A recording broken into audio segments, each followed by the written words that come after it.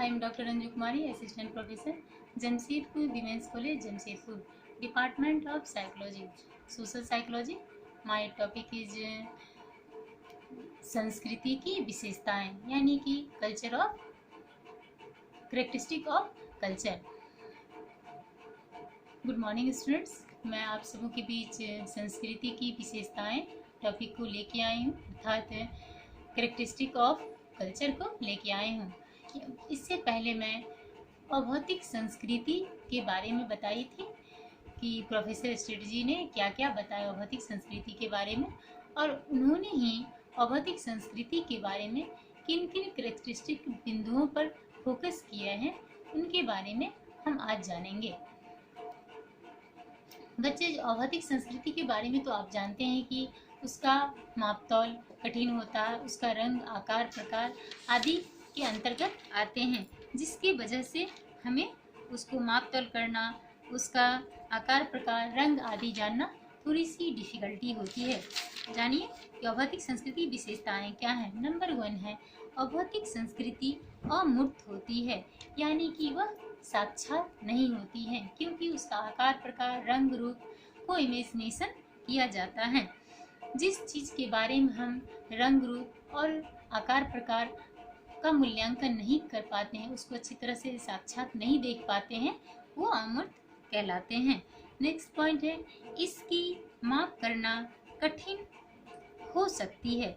इसलिए बच्चे माफ करना कठिन होती है, क्योंकि वो अभौतिक शक्ति जो होती है, अभौतिक कल्चर जो होती है, यह एक अप्रत्यक्ष के रूप में होती है। इसे हम महसूस कर सकते हैं, यह इन बातों को हम फीलिंग कर सकते हैं, इन बातों को किसी पे फेथ कर सकते हैं, इसलिए इसे कठिन माना जाता है मापना। इसलिए कि बच्चों की, अगर सपोज कि आपकी क्लास में कोई फ्रेंड ही है, अगर आप किस पे कितना फेथ कर रहे हैं, इस चीज़ को समझना बहुत मुश्किल है।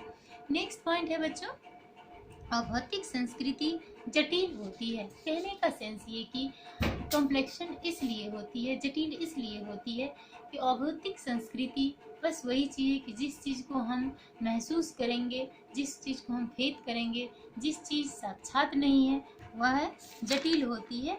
क्या करने में? मापने में, किसी भी चीज़ को करने में जटिल होती है। नेक्स्ट पॉइंट 4 है बच्चे, इसकी उपयोगिता एवं लाभ का मूल्यांकन करना कठिन कार्य है। अर्थात जब अभौतिक संस्कृति है जिसको हम छू सकते हैं, जिसको छू नहीं सकते हैं, सिर्फ महसूस करते हैं, फीलिंग करते हैं, किसी पे विश्वास करते हैं, तो आप 100% कितने एडवांटेज हुआ, कितने लाभ इससे हम उठाए, वो जानना मुश्किल निश्चित रूप से होगा। और उसका मूल्यांकन करना कि ये कहाँ तक लाभ है, लाभ हुआ तो सही हुआ कि नहीं, ये लाभ हमारे संस्कृति के लिए कितनी पॉजिटिवली है, कितनी सकारात्मक रूप ले रहा है, इसको मूल्यांकन करना, एवेल्युएशन करना हमारे लिए निश्चित रूप से कठिन होगा। क्योंकि भौतिक संस्कृति की विशेषताएं बच्चे हम जाने थे इससे पहले क्लास में कि इसकी आसान से मूल्यांकन होती थी। क्यों? क्योंकि उसकी विशेषताएं मशीन वगैरह, जितनी मशीन है और मतलब किसी चीज़ को मापने का मीटर है, तो इस चीज़ को हम जान पाते थे कितना मापे तो कितना इसका रिजल्ट हुआ, तो इसके लिए हम आसान रूप से इसका मूल्यांकन कर पाते थे। लेकिन फीलिंग की, फेथ का, ये सब चीज़ को हम मेजरमेंट नहीं कर पाते हैं, क्योंकि इसी वजह से हम मूल्यांकन करना कठिन होता है। नेक्स्ट है 5th पॉइंट, अभौतिक संस्कृति में परिवर्तन बहुत ही धीमी गति से होता है। जैसे बच्चे अभौतिक संस्कृति के बारे में बताया था, उसमें परिवर्तन शीघ्र होती है, इसलिए कि आज जो मशीन बनी वो आज के अकॉर्डिंग बना। जस्ट अगर जैसे जैसे जनरेशन आगे आते हैं, मशीन शीघ्र ही चेंज ले आते हैं। लेकिन अभौतिक है, वो जो आत्मविश्वास है, फीलिंग है, इन सभी बातों में, इन सभी पहलुओं में हम शीघ्र परिवर्तन नहीं कर पाते हैं। अगर परिवर्तन होता भी है तो बहुत धीमी धीमी गति से परिवर्तन होती है, क्योंकि सोच है, सोच आप अचानक से डेवलप नहीं कर सकते हैं। जैसे सोचते ही तो उसके बारे में भी सोचना पड़ेगा कि इसके आगे हम क्या सोचें, तो ये फास्ट नहीं हो सकता, ये स्लो ही होगा, धीमी गति से ही होगी। नेक्स्ट 6 पॉइंट है बच्चे, और भौतिक संस्कृति को जब एक स्थान से दूसरे स्थान में ग्रहण किया जाता है तब उसके रूप में थोड़ा न थोड़ा परिवर्तन अवश्य होता है। यानी कि अब ये अभौतिक संस्कृति है, यानी कि जिन चीज़ को महसूस करते हैं, छू नहीं सकते हैं, जहाँ तक कि फेथ की बात है, जहाँ तक कि अंधविश्वास की बात है, तो एक स्थान से जब दूसरे स्थान जाते हैं वहाँ पे निश्चित रूप से परिवर्तन, थोड़ा न थोड़ा परिवर्तन अवश्य है। यानी कि जिस कल्चर में हम रह रहे हैं तो हम बहुत कुछ जान पा गए हैं उन जगहों के लोगों को, उन सोसाइटी को।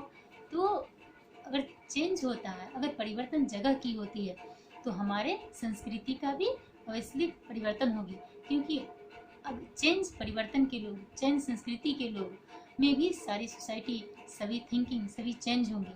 उनकी थिंकिंग से अपनी थिंकिंग जब हम विचार करेंगे तो निश्चित रूप से थोड़ा न थोड़ा परिवर्तन दिखने को मिलेगा।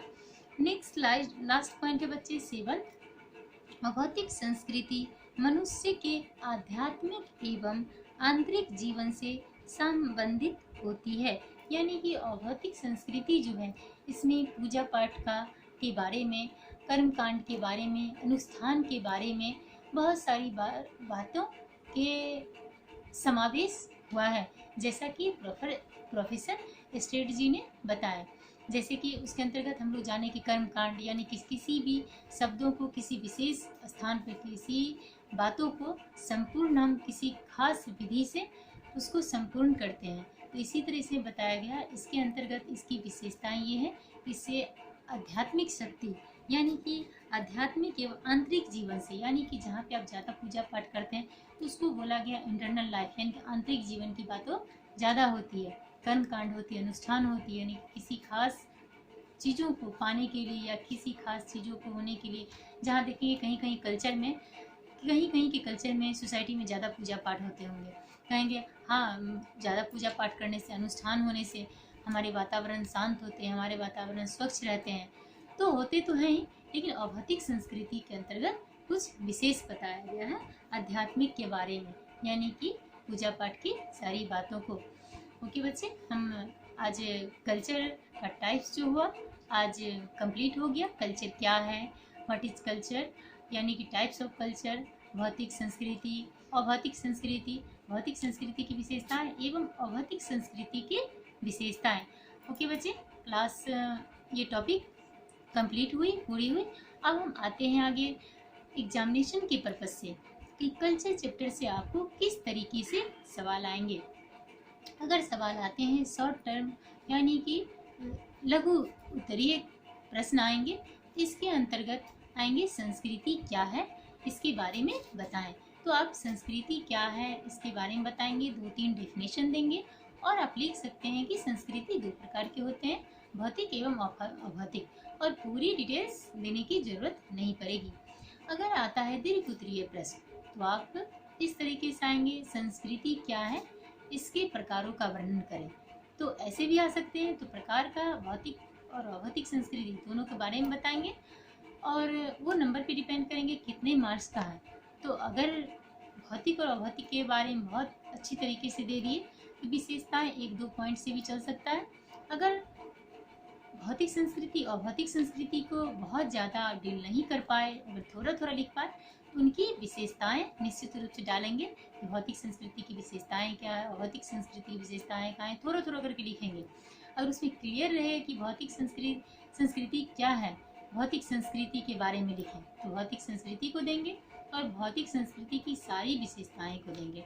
ओके बच्चे, जहाँ तक कि मैं उम्मीद करती हूँ आप कल्चर चैप्टर को अच्छी तरह से समझ चुके होंगे। फिर भी किसी तरह की कठिनाइयाँ होगी तो आप मुझे मैसेज करेंगे कहाँ पे आपकी परेशानियाँ हैं। मैं आप लोगों की परेशानियाँ को निश्चित रूप से दूर करने की कोशिश करूँगी। ओके बच्चे, धन्यवाद।